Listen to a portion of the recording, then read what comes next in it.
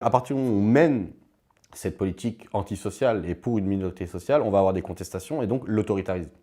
Une pratique autoritaire du pouvoir qui se visualise très bien lorsqu'on regarde l'état du recul des libertés publiques et civiques dans ce pays, entre les différentes lois sécuritaires et antiterroristes, et les législations que ça a fait en termes de recul des droits, et plus visuel encore, le niveau de répression politique et policière dans le pays.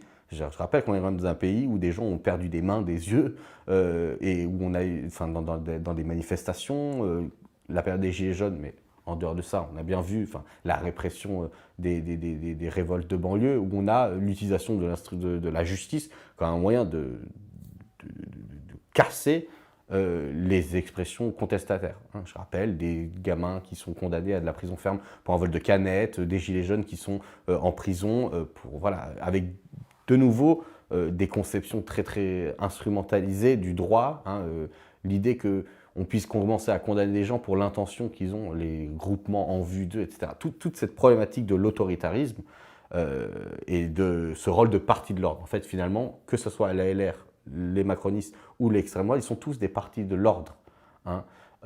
Et j'irais même plus loin. Au début, je disais vraiment l'autoritarisme, ce côté parti de l'ordre, mais dernièrement, je relisais un truc de Alain Badiou, il parle, lui, de pétainisme transcendantal dans un livre.